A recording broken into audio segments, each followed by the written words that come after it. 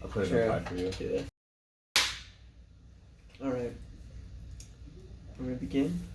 And welcome back, ladies and gentlemen, to the Principle Paragon YouTube channel podcast extravaganza. We're gonna be again today.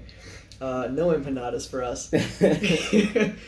Today I'm gathered around my good friend Santi, as always, and a new good friend, John Luna.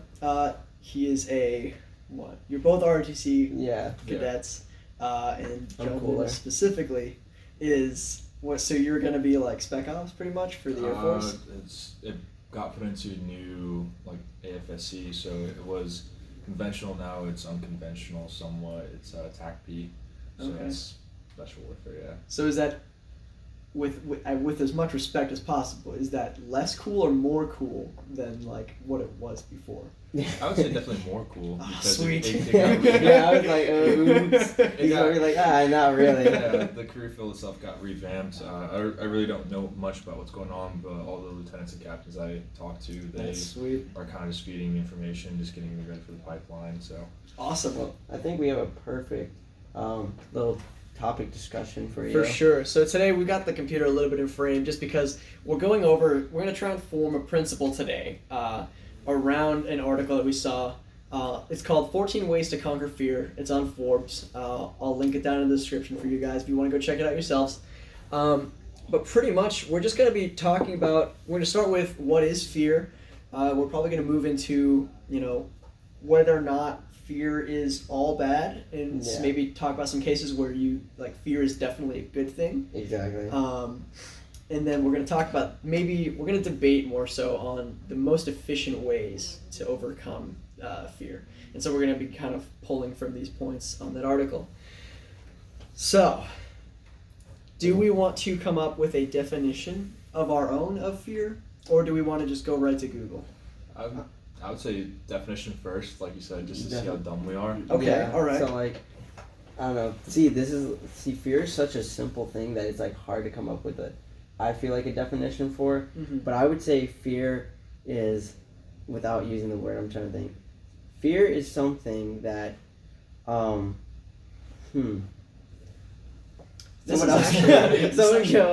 is actually one of the more difficult ones that we've done. I think because you can't use the word fear. It's like fear controls what it does. I can tell you what it does, but what it is. It's also an experience. So it's it's more hard to describe experiences to other people without actually if you just keep asking what is that, you're eventually going to get to a point where it's you can't. I can't describe that to you without you experiencing it. You have to go through it yourself. Yeah. I definitely think it's something very broad, and to everyone it's something different, because something that makes me fearful to you, it has no effect on you. Something that terrifies you, petrifies you, I am totally okay with. Yeah. So it's definitely an experience, I would say. Yeah. So an experience of. Well, obviously it's chemicals in your body being pumped. Oh, for sure. And the bare bones of everything. Yeah, it's like an experience that causes you to want to be more guarded. I would like to say. What would you say the opposite of fear is? The opposite of fear is comfort. Yeah. Comfort. I think so. Courage. Yeah, because courage is acting up to the face of fear. Yeah. So if you're not afraid of something, you're comfortable with something. Yeah. I would say that's probably pretty. I mean, it does make sense because I was explaining before, remember how you said you have voices, and I brought up how David Goggins says he has two voices. There's one that pampers you, and then there's one that gives you the hard facts. Yeah. I feel that pampering side is literally just exactly the opposite of just fear. Something that is just no, don't do that. Come over here. You know what I mean? Because you want to be in a more comfortable spot. So fear is something that naturally we avoid. So fear is something that your body naturally wants to avoid. Yeah. And it's almost as pain too, because you don't have think about it. You don't fear going. I mean, most people don't fear going to the gym. They fear, they avoid it because it's you have to wake up early, or you have to push yourself. Essentially, you're not fearing it. It's just do I really want to put in all that effort? Mm-hmm. So it's just it's a little bit different. So would you say it's more of an experience of wanting to avoid something. It's an It's definitely, it has to do something being uncomfortable, because if comfort is the opposite of it, it's like being uncomfortable. It's an experience where you want to go back to comfort. Something like that. All right. I mean, I guess in its own nature, that's just how it is. What does Google say? Yeah, Google defines it as... Google sometimes sucks. As a noun, it's an unpleasant emotion caused by the belief that someone or something is dangerous, likely to cause pain or a threat. All right. Okay. That was pretty good. So I think we were talking, when we said we talked about it as an experience, I think we were talking about it more as a verb. So this one says to be afraid of someone or something as likely to be dangerous, painful, or threatening. So all of those things are uncomfortable. So I think we were on the right track. We were just we were like overthinking it a little bit. Yeah. All right. So to be afraid of something as likely dangerous, painful, or threatening. All right. All right. So we're not that dumb. We just try to oversimplify it. All right. Cool. So if you were to want to be not afraid of something, so I guess there's two ways to go about it. You can either change yourself, or you can change the thing that is likely to be dangerous, painful, or threatening. Like your perspective, or in itself? Exactly. Yeah, so you could change the actually being fearful thing, or you could change the circumstances that are making you fearful. Which I feel like changing the circumstances are so much easier. Well, I guess that doesn't eliminate... Changing the circumstances doesn't eliminate the fear itself, right? Because the next time that happens, the fear's still going to be there. Whereas if you were to overcome the fear, and then you might never have... Yeah, but it's like that short-term, long-term effect that we always bring up in like a lot of our videos. It's like short-term, if you can literally alter... So, and this is an extreme event, but like let's say you're afraid of like this guy robbing you, and you just pull a gun out and shoot him right there and then. Okay. I mean, short-term effect, you're not afraid anymore, like the guy's gone, but like long-term effect, what if someone identical to that guy comes back? That's what I'm saying, like you've eliminated the circumstance, but you haven't overcome the fear itself, because you're still afraid of, for example, like people robbing you or whatever. But do you think that it would be do you think it would be easier, or I mean, which one do you think is better to do? Like, I feel like you can constantly eliminate the circumstance. I think you'd have to just... I think it's the perspective thing that you were talking about. I think it's perspective, because I feel that almost if you reinforce that you're afraid of something, you become more afraid of it. Yeah, that's a good point. That's a good point. If you, like you said, you're afraid of being shot by someone, right? And so you carry a gun with you, I feel like you're adding to your own paranoia, like you're feeding into it more. I could be completely wrong, like I said, I'm no expert in any of these things. None of us are, by the way. So everyone's clear. We're kind of all college idiots. We'll talk for a very long time, and someone was just gonna, like, a professional was gonna be like, that is not... Everything you said was wrong. You're completely false. Just the perspective from a common person living a normal life, you know? Yeah, I feel like that kind of feeds into your fear of it. Yeah. I definitely would agree on that point, that if you don't, it's like, all right, if I'm afraid of water, but I have a pool in my backyard, and I'm like in the water, I follow the pool somehow, and I'm like, oh my god, I'm afraid of water. I can bust a hole through the pool and empty all the water out. Well, that's unlikely. You would what's more likely is you drink all the water while you're drowning. You're right. But continue. So I drink all the water. Luna's just not entertained. I'm just observing. So I drink all the water, or I can change my state of mind. How big is this pool, dude? It's a tiny pool. No, it's just a normal, like, 6 feet deep. That's a big pool. Like, so it's a Sunday morning after a Saturday night. Yeah. Okay. He just got back from walking a long trip. He's thirsty. Exhausted. He's very thirsty. Okay. Yeah. He can drink that much. Okay. And so I guess the point I'm getting at is if I was to just keep drinking all the water, I'm never going to eliminate the fear, and so by like what you were saying, by not eliminating the fear, it's likely that it's just going to keep progressively getting worse. Yeah. I agree. So I think confrontation of the fear definitely, I think it has to have something to do with it. So obviously, I think so far the conclusion that we've come to is that it's better to confront the fear itself than the circumstances that are creating the fear. I have a question. Question. Where do you think fear, like, how do you get a fear of something? Like, I just want to know, like, why is it that, like, I'm scared of spiders? I know there's sometimes, like, no lie, I'm scared of butterflies, but that's because I had a traumatic experience when I was a kid with a butterfly, and I fell off my bike and hurt myself a lot. And ever since then, I hated butterflies because it got in my face. Okay. But sometimes it's like, why are people, for example, like, afraid of, I don't know, like, bugs?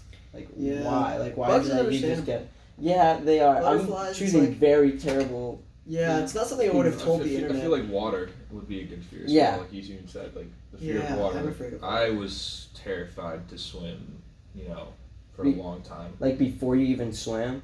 Like, before you even got into the pool, you were scared? Yeah, absolutely. And I think it's just the unknown. Mm-hmm. Or... That was my... Or experience, or information. Like, the lack of information, the lack of experience in something. The lack of just knowing what it is exactly. Because, like, a bug, you see it, you freak out because you're like, ew, that thing's different. It's like, I don't know what it is. It could be poisonous, it could be, weird, it could bite you or whatever. Yeah. But, like, literally a body of water to some people is, like, an oasis where they go and have fun. To some other people, it's, wow, this is terrifying. Like, I'm going to drown. Yeah, exactly. I mean, that is a different... I didn't think about that. Perception.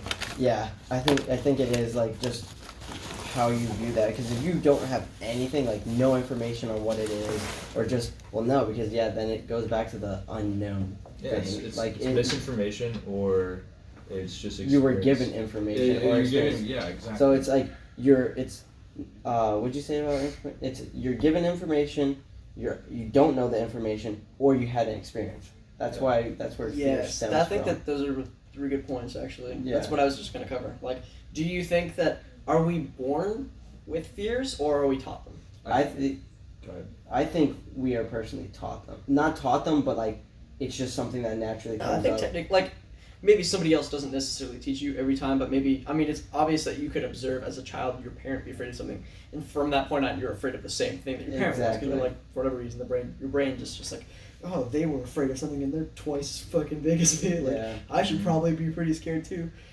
But I don't know. Like, I also know that, like, some things are just like a primal, like an instinct almost, where you're just naturally afraid of things. Like, humans have naturally been afraid of spiders for thousands of years. All humans. Most of them. And it's a valid point. Like, a lot of people don't scary. like spiders. Yeah. Same thing with the dark.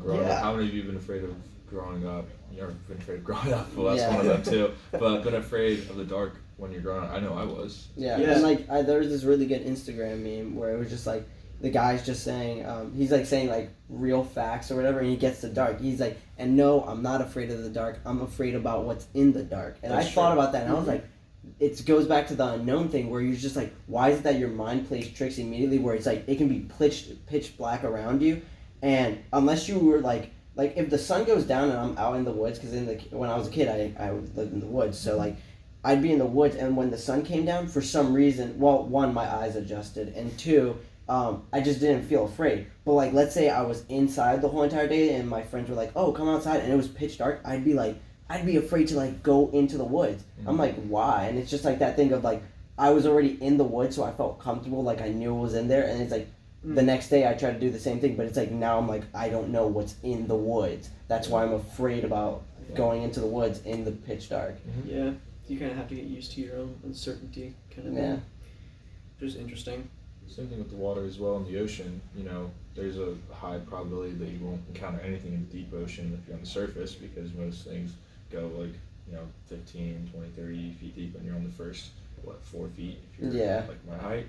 So like, but still, it's like what's beneath you, and like that's what freaks a lot of people. That freaks me out. That still freaks me out. Yeah, even I just can't being in a room by yourself or being in your house alone, and then it's like, what else is here with me? You just like start to play tricks on yourself, and like I think that's the first step of moving past what you're afraid of, is knowing that there's nothing there, or that it's okay. Yeah, it's okay if something is there. Or something. It's not okay if there's someone in my house. I think you would talk more about just like it's understanding. completely okay. I unlock everything in my house, and I just let people come in, and I'm just like, it's okay. It's okay. Oh, is that a gun, bro? It's fine. Jewelry's upstairs. Everything's fine. But that's actually the first point in the article too, is understand fear and embrace it. Let's talk about the article then. Yeah, let's get to it. So the first way to conquer fear, according to Forbes, is to understand fear and embrace it. It says fear exists to keep us safe. It's not inherently bad or good, which is an interesting thought, but a tool we can use to make better decisions. Fear isn't designed to keep us inactive, but to help us act in ways that generate the results we need and want. Embrace fear as instruction and let it inform your actions, but not control them. When I was listening to you say that, for some reason I was thought, sensation like pain as well, like physical pain. Like if I, got something and I cut myself right here on accident, if I was moving and like my knee buckled up, I was like, ooh, that really hurt. I see that as like fear, but of like your mind, like saying that they see the same correlation, because if you hurt yourself, you're like, ooh, I'm not going to do that anymore because it doesn't feel good. Yeah. Same thing with fear. Like if you do something that makes you afraid, your mind's going to be like, ooh, I'm not going to do that because it doesn't make me feel good. Yeah. It has like the same effect almost, except pain is physical and fear is mental, more so. Yeah, that's a really good. That's the best point right there. Yeah, that's a really good point. That's the whole. That's pretty much. I never thought about it. That makes it seem like fear and pain are exactly the same. Like what I'm getting from you is like they're exactly the same, except that one's physical and one's. I think he's saying that they're very different. Like I think they're similar, just like one is. Planes. Yeah, exactly. Like just different. Yeah. So then it comes to my mind as well. When you go to the gym and you want to make your body stronger, you have to go through some sort of like growing process, and that's painful, right? Like lifting, if you haven't been to the gym in a long time and you try to lift the same amount of weight, it's gonna hurt. If you go to the gym and you're like lifting something new and like you're going through like the pain, the struggle, right? And the next day you do it maybe a little bit harder. The next day, I feel like that's the same thing, but with your mind and with fear. One day if you're afraid of water, you go and you put your toe in, and you're like, okay, that wasn't so bad. Next day you might put a few toes in, the next day a foot, and then eventually you condition your mind to accept that fear and make it your home and grow from it. Yeah. Yeah. So it's almost like if you don't have the willpower to just immediately control your mind, you can at least train it to slowly be conditioned to accept something. Yeah, absolutely. Like I was terrified of swimming, and then I was kind of like, I guess we're gonna get more into it, but I was forced into swimming because the job I was put into requires that you swim very well. So I went from swimming like a brick to being a decent swimmer in a year. So that's pretty interesting, because I'm still afraid of the ocean, like kind of just water in general for whatever reason. I used to be a really good swimmer when I was younger. Yep. Yeah. And for whatever reason, I turned like 16, and I just all of a sudden was afraid of the water. I don't like fish in the water because they always touch me. They always touch my feet. I hate it. Fish have a foot fetish. Yeah, they do. Yeah, I mean, I don't like things touching me in the ocean either. Yeah, no, but like that. If it's a pond, for whatever reason, I don't mind it. No. See, ponds and lakes, that's where I get touched by the fish on my feet, and like I'm swimming around, and then after a while, like I'm like swimming with my obviously swim with your feet, but like the water, how like the water, you can feel the water pressure like hitting you. Then I start like in my head, because I feel like there's fish all around me, I feel like there's fish constantly touching me, but there's none there. And like I'm alright. Yeah. I'm getting out. Well, do you think there's a event that happened when you were like in your teens that made you afraid of water? I can't think of anything. Maybe it's your mind blocking it out. Yeah, that's what I'm maybe. saying. It could be that. Literally could be, because at this point, I've always been confused as to why I'm all of a sudden afraid of water. Who knows? You love Facebook. Maybe like Facebook like said something about about water, and you were just like, oh no, like started the fear up. But all right, let's go to the next one, I guess, right? So don't just do something, stand there, which is, I don't even know what that's supposed to mean.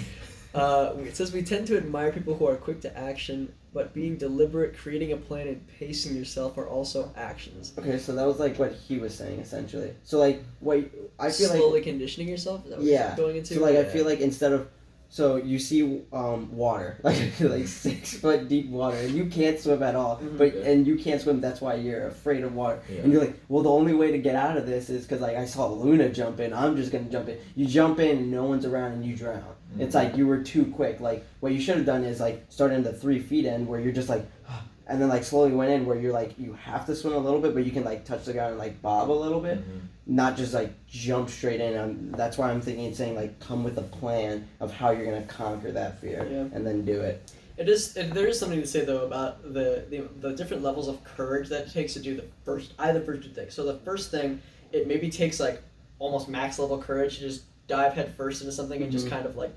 envelop yourself in it to be less afraid of it and understand it better and kind of conquer the fear. Whereas this, where you kind of just slowly kind of like you're looking at things, you're analyzing things, you're making sure that you're making the right decisions, and you're slowly dipping the toes in the water. And so it's almost like that one. It's like, yeah, it definitely takes some courage, but it's like this much. Mm-hmm. Built up over time, it becomes like, it's like you put in a lot of courage. Yeah. But you're training that level of courage too. Like you're training yourself to only have like this much courage each time. So next time a big event comes up where you're really afraid of something, and you're only willing to put in, because you're just trained to this point to only put in this much courage to try and defeat that fear. Yeah. I feel like the first one is definitely still better than the second one. I guess the second one is good in some circumstances, but you still should have the ability to muster up that high level of courage. Yeah. In different scenarios. But I also think that there's a lot of scenarios where you can't just full on jump into it. You know what I mean? So for example, let's say you have a fear of starting a business and then like, losing all your money in it. Mm-hmm. I feel like you can't really just jump right in there because the process of even starting a business is still like super slow. So like, let's say I had that fear. Literally what we're doing right now is taking that fear away, because we barely when you start a business, you can't just like throw, unless you have the money, I guess. Mm-hmm. So unless you have like millions of dollars, you can't just like throw all your money into starting a business right off the bat and just have everything built right there and then. You have to slowly do a progress. So like in that case, I feel like that would obviously help in there. But like there are some scenarios where that's what I'm saying. Like I think there are just some cases where that it's good to do, but I think you definitely need the other one. Yeah, you're gonna be a in all honesty, I'm just being a dick to like debate. But anyways, let's go to the next one. It says name the fear. Sometimes merely stating what your fear is gives you the strength to deal with it. Say your fear out loud, write it down, or focus your mind on it. When you try to ignore fear, it grows. I feel like a lot of people in like motivational speeches say that, but I feel like it never, at least for me personally, there's never been a time where I've been afraid of something and saying it has helped me. I've said things like to myself to make myself feel better about myself. So like, let's say I was afraid of the dark. I wouldn't be like, I'm afraid of the dark. Like I feel like that would hurt me more. But like if I went up to like the mirror and I was like, I love the dark, that would actually help me, because I've done it before and it actually helps. So I think when it says name the fear though, does it mean like just? I feel like it means like figuring out what it is, like going in your bag of shit that you have. I was thinking like straight up just being like, yo, my fear of darkness is named Patricia now. Fuck Patricia. It's crazy how we literally think about it. All three of us had different. Yeah, that's really cool. I thought it meant taking like figuring out what it was, like what is actually bothering you, like what are you actually afraid of? Are you really afraid of the water? Yeah. Or are you afraid of drowning? Is it something deeper? Yeah. Like, okay. That's what I was thinking. You literally gave it persona. I gave it a name. Which is okay. It helps you through. I mean, I was gonna say like if you really hate people named Patricia. Yeah. And I'm over here thinking about people saying it like out loud, like just going, darkness, Patricia, darkness, and then you're over here saying Patricia, and like you see Luna just going, like talking to himself in the corner, like I know what I'm afraid of. Different ways, just perspective again. For sure. That was pretty cool though. So think long term. If you're an entrepreneur, you may be afraid you won't make the next payroll, but what's your 3-month outlook or the outlook for 3 years from now? Think about the long term won't fix your short term problem, but it can help you think about it more objectively and come up with the right solution. So, I guess like articulating a plan, that's kind of what it's saying. It's like think about how you want to face it in a realistic standpoint, but also in a feasible one as well. Like, don't jump in the water right away if you can't swim because you're gonna drown. That's a short-term action. That's a short-term solution. You're gonna die. More feasible one is train yourself to swim, or you know, just turn off one light in your room and kind of sit there and see how you feel, and then kind of like work through it. Or, you know, with that as well, just slowly ease into it, or just take time to actually think about what you want to happen and what will happen from your action, because everything has a consequence. Yeah, true, very true. That's a very good point. And it does say it can help you think about it more objectively. Yeah. So if you're like, yo, I know this is like option A, good short-term fix. Maybe. Option B, however, maybe not a good short-term fix because it's going to fuck up my long-term as well. Like, it's just not. Exactly. Yeah, absolutely. So 5. Do you want to read this one, Santi? Sure. Educate yourself. I laugh because my verbal score. We always mentioned my AFOQT score on this, about like how bad I did, and they're about to hear me read. So every time, good thing you didn't get 6, because look at that's a one's. Yeah, that's a paragraph. I'd be like, all right, we are afraid of nothing so much as the. Word, all right. We are afraid of nothing so much as the unknown. Does that make sense? That doesn't make sense. You actually did read it right the first time. It doesn't make sense. That's what's throwing me off. If your fear is based on lack of information, then get the information or knowledge. You need to examine the situation based on facts rather than speculation. Kind of like what we talked about earlier. It's like, why are we afraid of something? Well, we don't have the right information. We're misled. We don't have the experience. And I think those are the 3 I said. Yeah. So it's and I even said the word unknown. Yeah. So it's like you can always just. I mean, I feel like that doesn't always help, because like imagine you had a fear of the dark, or being in the dark in the woods, and then you looked up all the things that are in the woods that roam the night. I think maybe educating yourself in that aspect might work, but I'm thinking more of just like understanding why you're afraid of it. Like, why does the brain, like, I could just do a quick Google search, do a quick Google search to find out, like, why are so many people afraid of the dark? Yeah. And there's probably some psychological fucking research paper that, there's probably 30 of them out there that I could find right now. And then, like, philosophers going, like, pages upon pages about it. See, you took the external approach of figuring out, like, like what's out there. You took the internal. I was like, why am I afraid of something? Like, why not take both those things and put it together? Exactly. Yeah, I think you should definitely. I think the best way to do that is. I like how we constantly are all just like thinking, different things. Which is I'm enjoying it. So do you want to read this one, Luna? My site is doo-doo. I'll do my best. This guy passed the verbal though. You passed the I did actually. Prepare, practice, role play. Oh, okay. The long-standing top fear in the United States is public speaking. Really? I didn't know that. Public speaking, yeah. I would believe that. I definitely... A lot of people that I know that are super smart... I thought it'd just be naked. What? Yeah. What do you mean naked? Just naked in front of people. I feel okay, I do... I don't have a fear of that. Like, if I needed to, I wouldn't... What are you doing in your free time? No, I'm just saying, like, I wouldn't be afraid of, like, just getting naked in front of people if I had to. But, like... Not saying, but, like, just, like, if someone saw you naked on accident, I feel like that would spark more anxiety in my mind. It would. I would be like, whoa, what the fuck are you... I am more afraid of that than public speaking, but we're also probably all pretty good at public speaking. Yeah. That's fair. Many surveys, death itself ranks in second place to standing in front of a group of... Here we go. Yeah, there it goes. Opening your mouth. That's a weird sentence. If your fear is related to your performance in a certain activity, then prepare, practice, and role play. Okay? Carmine Gallo, or Gallo, however you want to pronounce that, author of TED Talk, or TED Like TED. What the? You don't have to talk about like that. I feel like there's... that's useless. That part. It looks like I'm the one that didn't pass the test. Well, he said, if you find that practicing a presentation a minimum of 10 times is ideal, or I find. So I don't think that part was important. It was just for like public speaking, I think, advice. 10 times?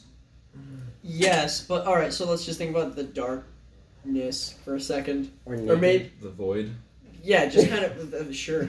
Just thinking about maybe what you would do in your perfect scenario of how to conquer the fear, like, if darkness was a physical thing that I could just beat the shit out of, You know, I shoot that thing multiple times and reload and then shoot some more.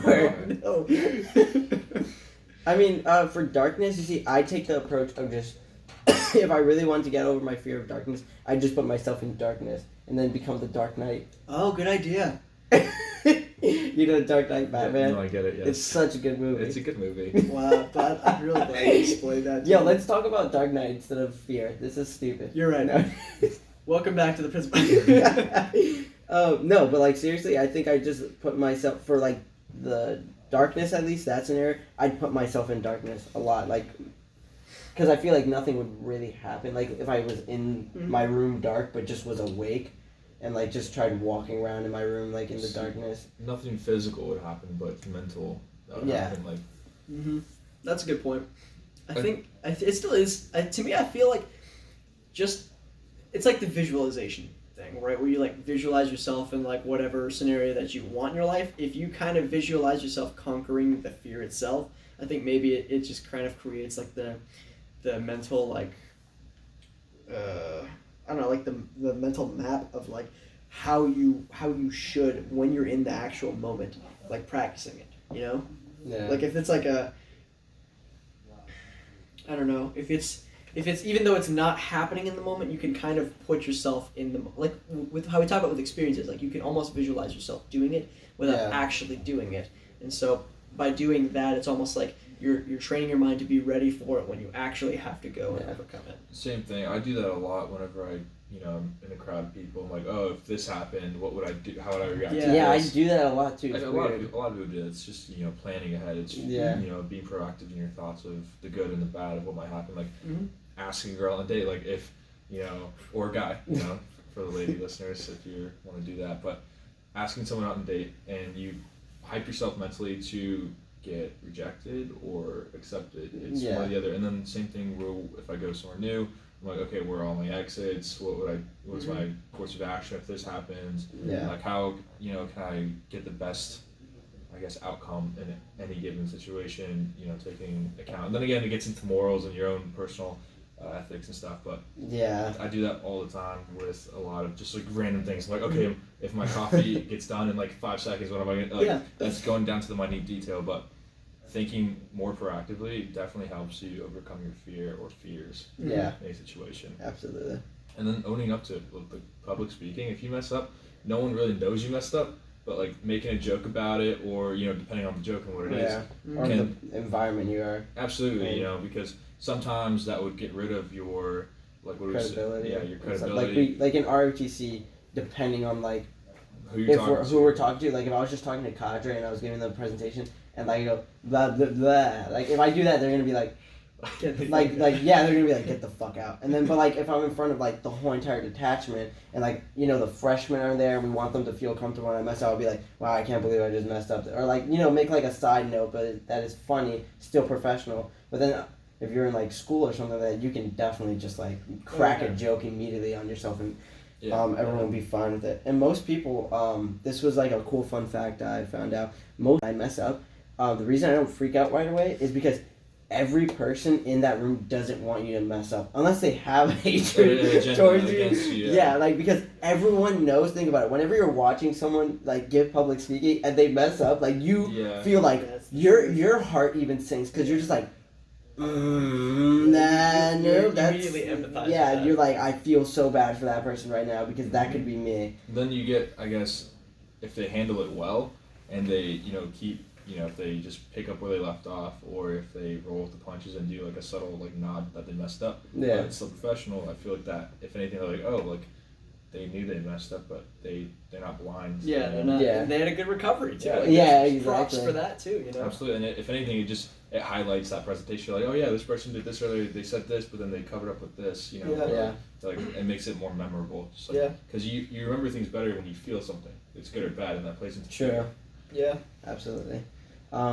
Jerry, so we're utilizing peer pressure. We talk. Okay. This is the funny one, I think. Yeah. That we talked about a little bit before the episode. Yeah. That made sense. Which is it's interesting, right? So this one it says utilize peer pressure. So, have you ever done something scary, like jumping off a high bridge into a river below only because you were with friends who were egging you on? Peer pressure, like fear itself, can be positive or negative depending on how it's wielded. Surround yourself with people who will push you to overcome the fears that are holding you back from what you want. And to me, it says like it's similar to fear. Like it says peer pressure like fear itself. I think peer pressure literally is just the state of you being afraid of looking like a dumbass in front of your friends or whatever. Yeah. Or being afraid of the consequences socially rather than the actual. Sometimes it could even be like back to like what is it called, like the chameleon theory that we were talking about and everything. You weren't there. You told me something about it. Yeah. Okay. Anyways, what is it called? Anyways, so I really lost my train of thought. Peer pressure. We're talking about people getting peer pressured, stuff like that. Sometimes people get peer pressured in, like, think about someone that you saw in high school, right? That like, they're being egged on to do something, and it's like, it's just because the kid is a new kid, or like, they get bullied or something like that, and they do it, but they do it just so that they can like satisfy those people. I feel that I understand what you're saying. Coming from a different perspective on this one, I feel that depending on how you look at peer pressure, it depends or it dictates how you see the situation playing out. Because, like I said earlier, peer pressure can be like, you're at the gym with your buddies and like they're all like hyping you up. Like, exactly. You don't think you can do it, they think you can do it, so you initially you believe you can do it. So you go and you do whatever you're doing and you succeed. You're like, wow, like I didn't think I could do that, but now moving forward, I know I can. Yeah. We talked about it earlier, like going and talking to someone new. You're like, you want to talk to them. You think they're attractive. You think they're cool, whatever. But you personally don't have, the, I guess, like, desire to go and talk to them. But your friends are like, oh, like you totally got this. It's the fear of rejection. I feel like. It plays into this absolutely, and then going after your dreams as well. Like peer pressure plays a big role. Like people are like, oh, I'm gonna go be an artist. I'm gonna go be a musician. And I was like, no, you're not gonna do that. If anything, that's a motivator. At least that's how I would see it. I'm like, dude, I'm gonna go do that. Like, coming into ROTC, I was like, oh, like I want to go do something cool with guns and people and have fun and do like have an impact. Yeah. And people were like, wow, like no one here has ever went for therapy. And they're like, and I had no mentors. And then Major Susko came. He was prior ALO, and he's like, oh, like I'm gonna help you out. And then like half the people were saying you couldn't do it, and the other half were saying you might be able to do it. And I took both those, I mushed it together, and I did it. Make stuff happen. Peer pressure. Yeah. Could be good or bad. I think it's so interesting too that even just the example that it gives you about like jumping off a bridge with your friends because you're afraid, like because of peer pressure, it really says something about humans to say that we're more afraid of the social consequences of not risking your life than you are of potentially dying after you jump off. And the thing is, we're just social creatures at heart. Like that is just like think about like when you're alone. Why do you even think about like you can be alone in a house. And it can be daylight outside, and like you hear people outside, and for some reason you're still afraid of like the location and environment you're in, and it's just strictly because you're there's no other humans there, and that's when your mind starts playing tricks. That's when you start talking to yourself, things like that. Like I remember as a kid, because like we always used to have parties at my house and things like that, and whenever I had to like go to sleep and like they'd close the door, or my mom would close the door, and like it'd be all dark in my room, I wasn't even afraid of the dark. It was more the fact that I was afraid of like not hearing anyone talking, and then I'd be like, "This is weird." And then like I'd start thinking about things of like people rushing in, like someone trying to kill me, like things like that, and it get weird. So I feel psych yourself out. Exactly. Yeah. I was just saying how honestly shitty we are, like as creatures. Like that's so stupid if you think about it. That you're more afraid of social consequences, which are remedy. You can remedy social consequences. I don't know what word you're trying to say. Remediable is what I was trying to say, but I don't think it's a word. My vocab is not that. It's not up there. Nope. Doesn't have the verbal. But it's like the social consequences you can fix. If you fucking jump off the bridge and die, you can't fix that. Yeah, but look, you won't have anyone to judge you because you'll be dead. It'll be like you'll be gone. So it's a win-win situation. God, exactly. You get props or you die. All right, I guess I'll do 8, right? Visualize success. Oh, God. Here we go. Athletes may imagine the successful completion of a physical task thousands of times before achieving it. This mental mapping ensures that when the body moves, it's more likely to follow its preordained path. The same practice will prepare you to succeed at whatever you're trying to do or trying to achieve. Yeah.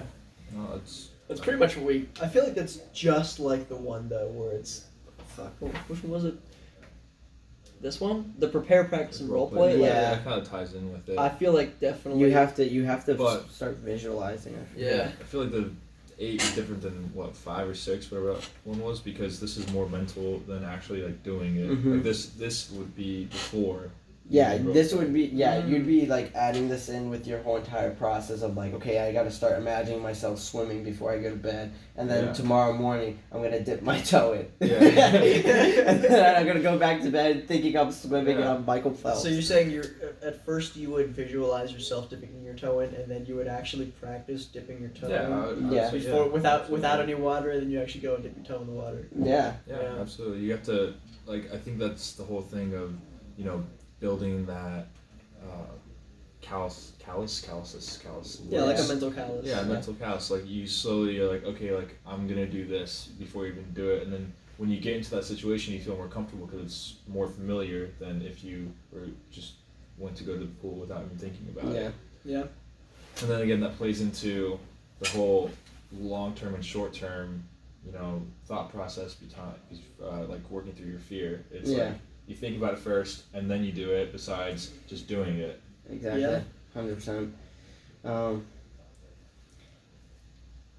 God, are we taking turns? Is it Luna's turn? We're playing popcorn. We're playing popcorn. Okay, all right. We're popcorn. Fine. Popcorn to Luna. All right. So gain a sense of proportion. How big of a deal, really, is the thing you're afraid of? There's commas there. I gotta say. I know. There's commas. How big of a deal, really, is the thing you're afraid of?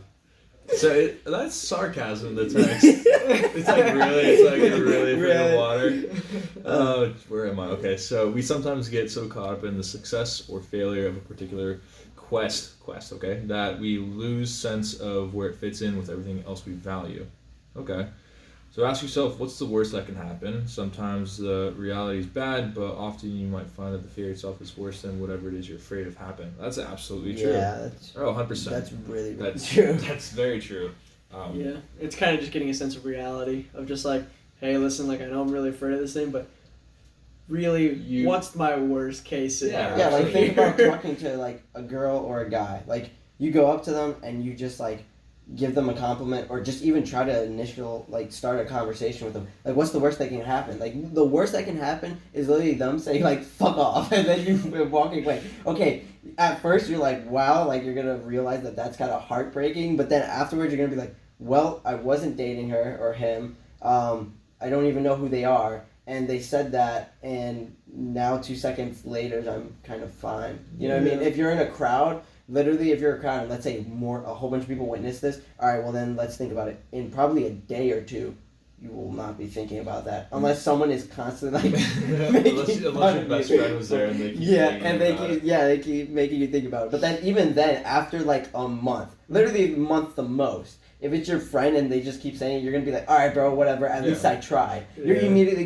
your brain's gonna immediately go, okay, if they're gonna keep making fun of me, I'm gonna twist it into a way where it's just like, okay, well, at least I tried. What did you do? Mm-hmm. Absolutely. Like, going back to what other things are people afraid of? Like public speaking, heights. I thought you meant like height size. Like some people. I was gonna say death. Death is something. Death is too. I've been actually thinking a lot about, because I forgot what I watched. It was a video or a movie or something. I don't know. I experienced, not death. I'm still here. Oh shit! You experienced felt like you experienced in your brain. Like I just was playing around with the thought of death. Like I think it was a video I saw. It's like what happens when you die. And then some people say nothing. It's just dark. Oh, it was actually, I don't know if you guys know like SCP stuff, like Secure, Contain, Protect. There's a video on YouTube. It was like 3 a.m. and I was watching this video. one of those days where you start like watching like cupcake stuff and then and then you go to the weird shit where you're just like, where did I go on YouTube? You're like, the Russians are invading. No. Just talked about like what happens when you die, and one person that was, I guess, like reanimated. Yeah, because they died and they were reanimated by something, but they told death from like you're alive, but you can't move, you can't talk, you can feel everything that's happening to you. You want everything to stop. You can feel the bugs like crawling through your body. You can like that's what death is until you're literally just bones, and even at that point you still feel things, like you're still there. That's why like I forgot what it was, but like they were reanimated and they like were trying to create a cure for longevity, like living, like immortality essentially, because that's what death is, and that's what everyone that died before him experienced and still was. So like I was like, wow, like is that what death really is? Like you die and you just feel everything happen to you. That would be terrible. Yeah, it would be. That'd be awful. But I was just thinking about it. And also, I mean, like I played with death, like thinking, played with like the idea of death. Like I told them before, I had a dream where like straight up, it was so weird. The point is, saw these group of kids, and then like I was like in uniform, and I was like, they're gonna shoot me because I'm in uniform, and I like walked away, and then for some reason, I was like, I gotta play dead in the middle of the street so they don't kill me. Don't ask why, but I just remember collapsing, and literally they tried to. Dream? Yeah, and they tried, and it felt so real, and like they like robbed me, and then the dude was like, he's alive, and then he shot me, and like I swear, like to this day, I felt like a little shock through my body, whether it was just my heart dropping or whatever. Like I felt like, oh my god, I was shot, and then like shot again, and then fucking the dream went on for a little bit, and then I woke up when I actually died, and like I played with like death in my head like that, but I never played with like death like, oh, this is what happens after. As a concept. Yeah, like I'm just kind of like, okay, like I know that it's gonna come eventually. Like I don't care, so I've never been like afraid of death. I've been afraid of like, getting hit by a car and stuff, but like I'm afraid of like that short-term effect, not really death itself, I feel like. Yeah. I think the worst case scenario for death is that like a hell actually exists. I think the neutral scenario is nothing happens after death and you cease to exist, which honestly isn't awful. That's crazy just thinking about like I can't even like wrap my mind about like if there was just nothing, like what? Yeah. Like the video he showed an awesome video.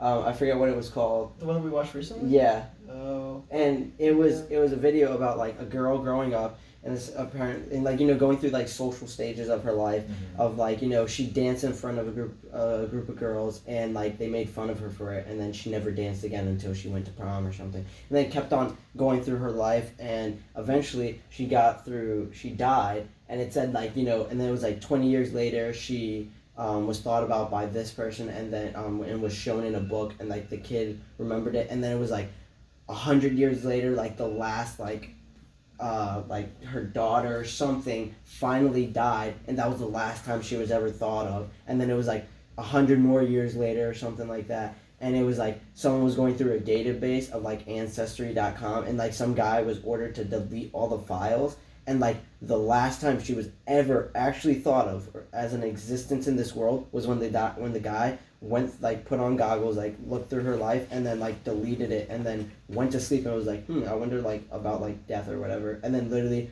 was like, and then thought about his presentation the next day, and then he fell asleep, and it said that was the last time. He has this eye-opening moment that like even in like just 200 years from now, like nothing that you did is gonna fucking matter. Exactly. Unless you're like in the history books or some shit like that. Even then. Yeah. Exactly. Even then, in 1,000 years from now, like them shits aren't even gonna exist. Yeah. So like, it's what's the point? You know what I mean? And then literally, and then it ends saying like 2030. I don't know. Why am I saying 2000? It's like 25 like something. I can't fucking do math either. Apparently in my head. Like that was the last time like Karen was ever thought of, and I just thought about that, and I was like, wow. Like I think that was the only time that I was like, wow. Like that's crazy. Like to know the fact. See, I'm afraid of being forgotten, I think, because like that part it hit me, and I was like, wow, like I would love to be remembered forever. But then even after a while, like just think about like you don't even know who your great grandmother's mother was. Like you just like, okay, unless it's like been passed down. But how many people really do that?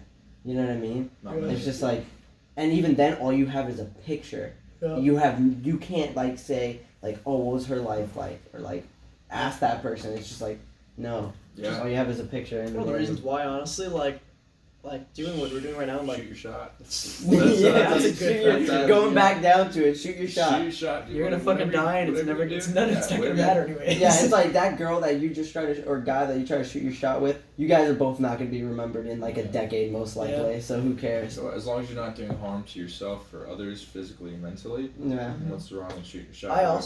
I said a decade. I meant. You die the next day and you're forgot already in less than 10 years. Family and friends. Oh my god. You are violating people You're violating the dead right now. That's definitely happening. I meant like 2 centuries. Not even. But I think it's three. What is it? Not centuries. 3 lifespans. What is that called? A generation. 3 generations. That's when you forget. Like that's when you become forgotten. Usually. I think that's so sad. That is so sad. Holy shit. So go down either doing something really good or really bad. Yeah. To be remembered. So it's like I know, isn't that crazy too? You can go down like doing some fucked up shit. It is, true. But if you think about it, like probably none of us. If somebody was to ask you who's your great grandmother, you'd be like, who? Yeah. But if somebody asked you maybe who's your great grandmother, you'd be like, oh, so and so. Unless they're like Hitler. Yeah. Truth. Very truthful. But yeah, no. So I was just gonna say, like, and we're off topic at this point. Yeah, we are. We gotta go back on because the next one is funny to look at. I love what it says. All right, fuck what I was gonna say. Get help. Am I reading this one? Yeah. I got the easy one. Popcorn here, Jared. What it says? Get help. We should. We should. Yeah. Whatever you're afraid of, is it something you have to do alone? ? Can you? I don't know. I said ? Can you find a mentor or support group to help you through it? Athletes ? Athletes have coaches. Students have sons. I'm failing the verbal. Students have teachers, sometimes friends, even if they have no expertise in the area you're struggling with, can provide the needed support to face your fear. I think we don't need to really go too much into that one because it's like that's like I feel pretty something that everyone is always told, like, don't do it yourself. Like if you don't need to do it yourself, why do it yourself? Mm-hmm. I mean, like get at it alone kind of thing. And no one's really alone in the world, so I think it's. If you want to be technical, yeah, you're right. But we can feel like we're alone in the world. Yeah, true. Alright, popcorn, Santiago. Oh yeah. Ooh, the top one. Follow others, find a recipe. Ooh, spicy. Are you doing something that has never been done? No, okay. or can you follow the footsteps of someone else who has accomplished it before? Is there a formula for success? Has someone written a book on the topic? Or can you tweak the formula from another field to meet your needs? Real quick, I forget which artist it's from. It's from a really old artist, but he said the best artists know how to take from multiple artists and create their own to formulate something. And I think that like I've used that so much in my life. Like there's been so many things where I've just like heard ideas and like someone else like will give me an idea and they'll be like, oh, or they'll even have a product and they're like, this is what I created. And I just go, oh, that's sweet. And then I take it and I just change it and then make it 10 times better. And I'm like, yeah. Yeah. Well, isn't that what all the famous painters used to do? Like, most of their works aren't actually original. They're actually based off of other things. That's what I'm saying. A famous painter, that was his, like, quote. Like, he said the best it's probably artist, Da Vinci. Actually. Yeah. I'm pretty sure Da Vinci said or maybe that. Raphael. Oh, you're right. Probably Raphael.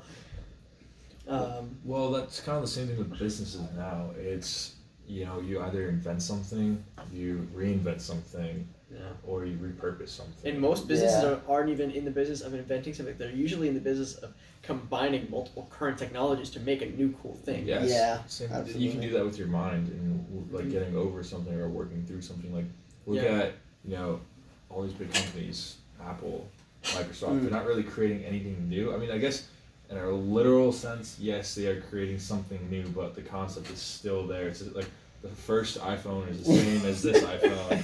Just like altered. Just it's reinvented. It's, it's made with new technology, but it has sometimes the I same believe purpose. it's not. But they didn't even. They just split the camera, and that was which all is they did. interesting though, because they didn't even create most of the 5 foundational things that are in the smartphone. Like Apple created the first smartphone, I'm pretty sure, but I'm pretty sure it was like the U.S. Navy created GPS. They created a lot of the militaries create the Air Force, I think, created touch screens. Yeah. Like, and they just like all the tech that was needed for the smartphone existed in its own realm, but Apple came along and put all that shit together to make a new product. Exactly. So it's like they were like, whoa, those are cool ideas, and they're like, let me take that. Yeah, pretty much. Yeah, it's just changing the interfaces. Pretty much. Probably what Da Vinci did. He probably was just like, yo, that's cool, that's cool, that's cool, that's cool, that's cool. And then they put it together. Yeah, it was like dope. All right, popcorn to Luna. Okay, so this is 12, and it's have a positive attitude. Sweet. So I'm gonna skip whatever that says. But this guy essentially is Brian Tracy. In his book, The Power of Self-Confidence, Become Unstoppable, Irresistible, and Unafraid in Every Area of Your Life. Wow. He asks, that's irresistible. I don't know if I like the word irresistible. Yeah, and I also don't like his book already because of how long the title is. Yeah, it's a fact. It's a big title. So what he says is, what would you do differently if you were absolutely guaranteed of success in any undertaking? Would you try more things? Would you keep working along after others have given up? People who have positive attitudes are successful because they keep trying after others give up. I definitely like the positive attitude part, and like let's try and tie this back into fear. It's you can't always control. I mean, you almost don't really have any control what happens to you, but you always absolutely under any circumstance have control of how you react to anything that happens to you. So you have control over yourself, and that's all you have control over. So you choose your attitude, you choose the energy you have.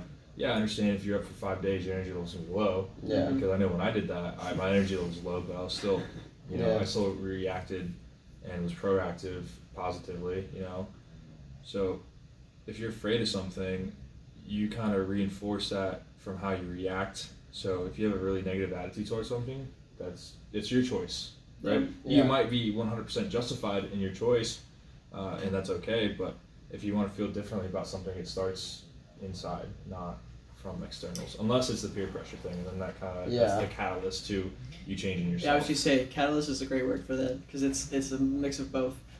But I like everything you just described is actually like you've heard of stoicism before. Yeah, absolutely. Yeah, like that's exactly what you just described, and that was my literally my whole remedy because like if you think about it, like fear originates in the mind, and so if you can control the mind, then you can control the fear. So, in a way, in my opinion, things like stoicism or, some like ancient Greek philosophies are really, really powerful for controlling the mindset towards different emotions or just the emotion themselves. So, I think to me that's the most efficient. That's what I was going to end with. Is like that's the most efficient way to conquer fear. Is just stoicism, because I think that if you have discipline and control over your mind, then regardless of what happens with the outside circumstance, you'll at least be able to perceive it differently. Absolutely. Raphael, Santiago. I mean, I think you guys kind of covered mainly what, like, there's not too much to really go off of, like, with have a positive attitude, because I understand and agree with that, like, especially with, like, the stoicism thing.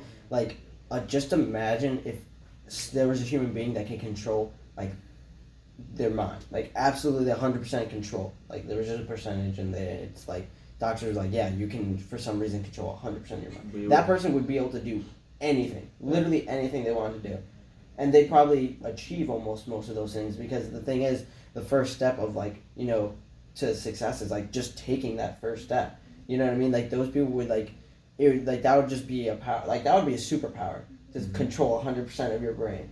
Like, you know what I mean? Or, like, control 100% of your emotions, or how you You mean, like, be feel. in full control of, like, instead of having, like, all the power that goes into your subconscious, all the power of your subconscious going into your conscious, like, your subconscious brain's, like, 3,000 times faster than your conscious brain. So, like, if you had that 3,000 times computing power in your conscious brain, is what you're saying. I mean, it would be scary because you'd probably be super smart, too. You would also have to, like, physically breathe and blink and... Oh, yeah, you would have to really control everything in your body. Yeah. That's weird. Well, have you guys seen that? Oh, there's two movies. There's the one, it's called Lucy. Yep. Yeah, I love that. And then there's Transcendence, which I that.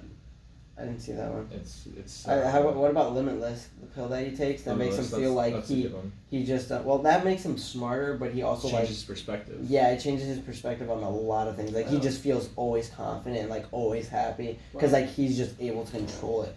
That's interesting. Yeah, it's really that was a good movie. Yeah, it was a good movie. But then he also had like really like he's also like Lucy where the pill also makes him smarter. So it's like I don't really know if I don't think the Lucy things. I think that's like way out there. Well, I think there were scientists that even said like that is like it's not how it works. Yeah. So like the way the brain works, like it's a myth that you don't use. You only use 10% of your brain. Yeah. Right. Like you use all of your brain at every given moment of your life.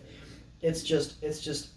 You use it only at certain times. You can never use your whole every part of your brain. Yeah. You can't use it at once. But that's why you only use 10%. Because you're only using like right now we're only using like a certain part of our brain to like that controls talking. What that's really questioning is just like the raw power of your frontal lobe. And that's it. Like just the raw conscious power that you have to process things. Yeah. But popcorn to you. Yeah, getting back on it. Yeah, 13. All right, 13. So Santi's gonna read the last one. Yeah, that's a paragraph and a half. So funny. Oh, all right. So be willing to pivot, as the adage. Is that how you say that? Adage goes. Yeah. Adage. I hope someone's like, you idiots. It's like it sounds French like or something. Yeah. A doggy, you fucking moron. As the adage goes, if at first you don't succeed, you can fill in the rest. But there's also the saying, insanity is doing the same thing over and over and over, expecting results. If you're afraid to do something again because it didn't work out the last time, figure out why it didn't work and try something different before you give up trying altogether. Yeah. Which is a good point. I mean, I actually think that the summary of that misses the point of pivoting a little bit. Like, pivoting is just not being so attached to one idea of how to fix a problem. Yeah. Right? Like, I have the solution to this problem, and it keeps fucking up, which they go over, like the insanity thing, and it keeps fucking up, but I just believe in the solution. Yeah. And it has to work. So, you know what I mean? Yeah, and so if it just keeps failing, like, you have to be able to pivot. Yeah. So it's kind of just saying be flexible. Yeah, that's what I wish it said instead of the whole, if at first you don't succeed, try again. I think it kind of contradicts itself. Like, all right, like, insanity is doing the same. It's trying again over and over and over with no results. Whereas if it had just said, be flexible to an extent, right? Like try again, but be a sane person. Yeah, but like when you try again, I would say like here's like a clock is doing the same thing, but it keeps on like slowly inching more and more to right. The left. Left. If you're a clock, it's going to the left. If you're observing the clock. You are the clock. You are the clock. I am the clock right now. That's going left. I am the clock. You're right. Yep, you're right.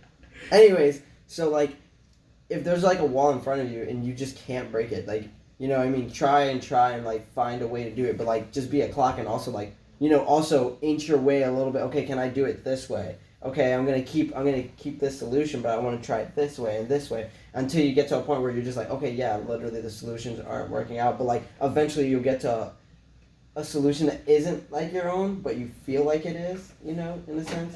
You know what I'm saying? Like it's like. No, I mean it's still something. Half the same, half. If you do it, fuck it. That's not. Moving on. 14. This is good. I read a little bit ahead on this. I like it. Okay. Focus on others as your motivation. Oh, I like this. There are things we would never do. Wow, I sound so bad right there. There are things we would never do for ourselves that we would quickly and fearlessly do for others. Very true. Mm-hmm. Hiram Smith, I hope that is his name, her name, the co-founder of Franklin Covey, once asked a mother in his audience during a presentation if she would be willing to cross a standard metal. I-beam. Oh, it's in quotations. I was like, what the hell? Mm-hmm. A standard metal I-beam placed on the roof of a skyscraper to another one. So practically like go to like across each other. Yeah. And then she said no, she wouldn't, obviously. And then he asked if she would do it for $1 million. and added that now there was a bit of a wind with some raindrops falling. She still wouldn't. Then he told her to image she was holding her child over the edge of the opposite building, and if she didn't go over there in 10 seconds, he would drop the child. What do you think her answer was under those circumstances? I mean, obviously everyone's going to say yes. Mm-hmm.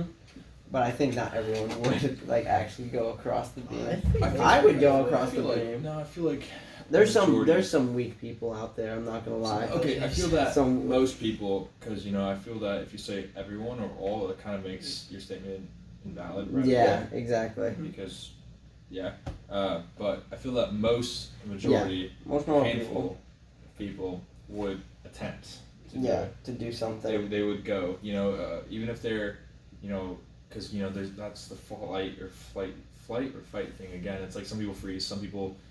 Their intentions are good, but then their reactions, their actions are bad. Exactly. Or they're perceived bad because they don't do anything. And then that's, goes down again to short term, long term of how to handle your fear. But I feel that most people would, I can imagine, would get on, however they can get on the thing and inch across. They're probably not going to get there in time, but they're still. Yeah, they're still going to try.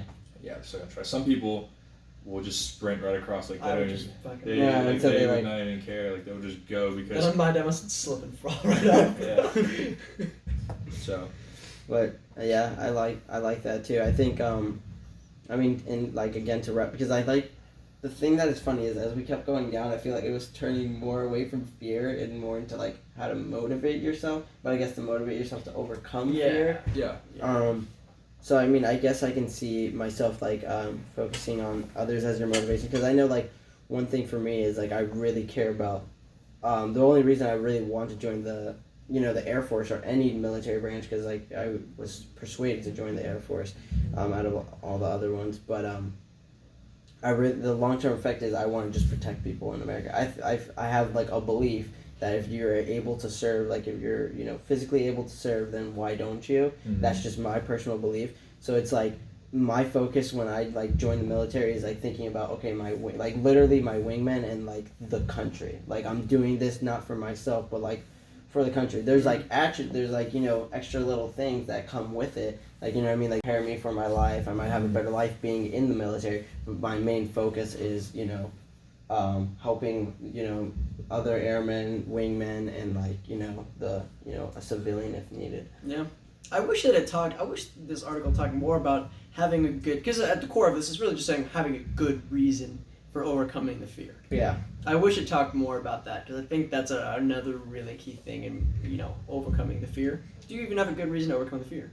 Does the fear bother you that much? Yeah. Or is there something else that you really need to, a reason that you have to overcome because it? Is it stopping you from doing something you have to do in order to, have some sort of gratification to some desire? Yeah. David Goggins, he would say for him he would say yes, go through any type of fear, because it just makes you that much stronger. But then you also are bringing up a point where it's do I really need to be that much stronger? And I don't know, let's say for some reason I'm scared of dogs or something. Well, I don't have to be around a dog, you know what I mean? What are the odds that I will be attacked by a dog in my life, you know what I mean? It's possible, yes, but how that's a fear that you can kind of get rid of or push to the side a little bit. I guess you can argue too, at some point it might even be a detriment to try and overcome a fear. Yeah. True. You might be actually putting yourself in more harm. Yeah, especially if your reason is a shit reason. If your reasoning behind I'm scared of a full-grown lion. I'm gonna put myself. Yeah. I guess you can argue like that. Absolutely. If you're afraid of, maybe a good example would be if you're afraid of just not fitting in with a certain crowd of people, even though they're absolute dickheads and they're the super popular kids at the school and whatnot. Yeah. And they're just but they're assholes. Yeah. Are you really trying to overcome your fear of not fitting in for a good reason? Yeah, exactly. Right? Is it gonna bite you in the ass in the end? So I think understanding your reasonings behind why you want to overcome the fear in the first place, and then leading that into what is the fear and why do I need to but do my shit. The brain train. Yeah, it Cut it went short down. right Well, there. we're out of things, anyways. Yeah, That's I mean, we strong. can like this is time to like wrap it up. Yeah.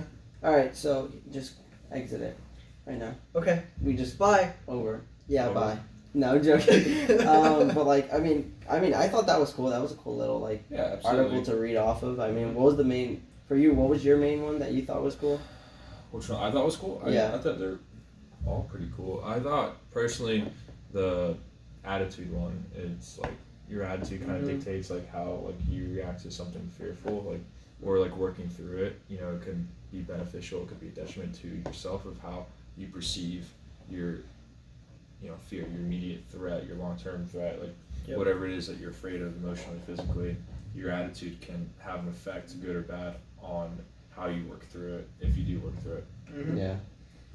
I completely agree. If you have a good attitude about things, it doesn't matter how many times that shit beats you down. Like, you're at least gonna get back up and come at it again.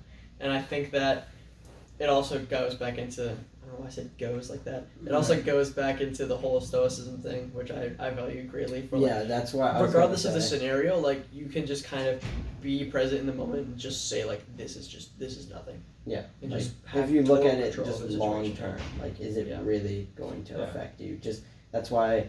I mean, even though, which I love saying this, like, it is super hard to have like, when you have a bad attitude, it is low key hard, but not hard to get out of that attitude. Like to just like go, oh, it's like let me just be happy. I mean, I think of attitude more as a habit, honestly.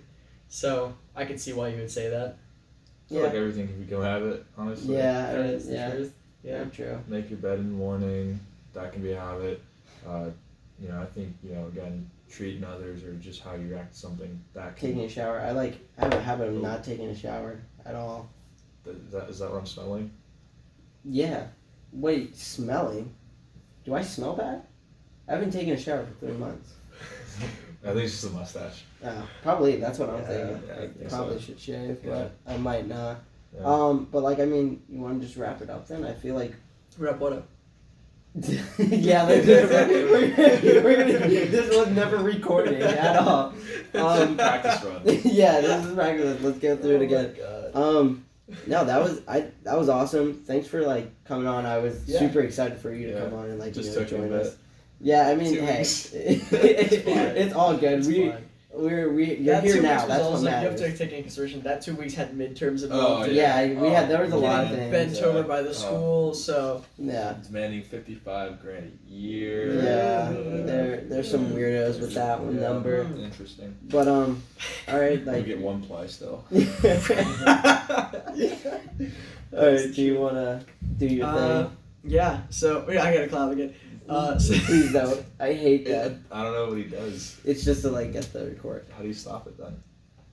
I hit the fucking button. Well, yeah, He doesn't. Close the podcast. Jesus Christ, Thank bro. you guys so much for watching. As always, helpful discussion is greatly appreciated down in the comments. I just shook the shit out of that camera when I slammed the table. Yeah, I don't think we're going to get a principle out of today, but I hope you guys enjoyed the episode. As always, leave a like, subscribe if you would, or don't. You just stumbled upon an absolute gold mine. Yeah. So if Don't you don't tell- Don't tell anyone. Don't tell anyone. Don't tell anyone. Keep Because- this to yourself. if Yeah. you do, like, you're really just spreading the word about something that you want for yourself. So don't do that, please. Yeah.